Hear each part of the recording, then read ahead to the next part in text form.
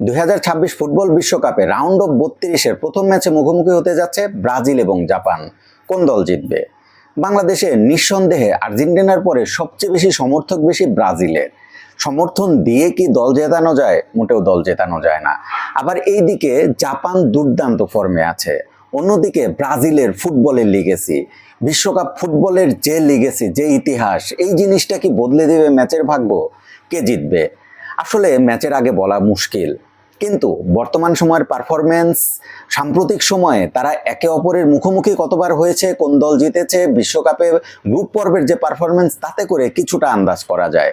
আমার প্রেডিকশন কি, আজকের ম্যাচে আমার কেন যেন মনে হচ্ছে আমি ব্রাজিলের তুলনায় জাপানকে একটু বেশি এগিয়ে রাখবো। এর পিছনে যথেষ্ট কারণ আছে। জাপানের অধিকাংশ প্লেয়ার তারা কিন্তু জার্মানির বুন্দেসলিগা এবং ইংলিশ প্রিমিয়ার লিগে খেলে। তার মানে এই যে লিগগুলোতে খেলছে বলেই যে তারা এগিয়ে, ব্যাপারটা কিন্তু মোটেও তা নয়। তাদের ফুটবলের খেলার ধরন, তাদের স্ট্র্যাটেজি নিঃসন্দেহে এগিয়ে রাখবে। তাদের স্ট্র্যাটেজি কেমন? তাদের স্ট্র্যাটেজিতে ব্রাজিলিয়ান ল্যাটিন স্ট্র্যাটেজি মোটেও কি এগিয়ে থাকবে, নাকি তারা ব্রাজিলকে পরাজিত করার পরিবর্তে ব্রাজিলের কাছে হেরে যাবে? আপনার কি মনে হয়? আমার তো মনে হচ্ছে আজকে ব্রাজিলকে হারিয়ে জাপান রাউন্ড অফ 32-এর প্রথম ম্যাচ জিতে যাবে। রাউন্ড অফ 32-এর প্রথম ম্যাচকে বলা হচ্ছে সেমিফাইনালের ভাইব। তো আপনার কি মনে হয়, আপনার কি ধারণা আজকে কে জিতবে? অবশ্যই কমেন্ট করে জানাবেন।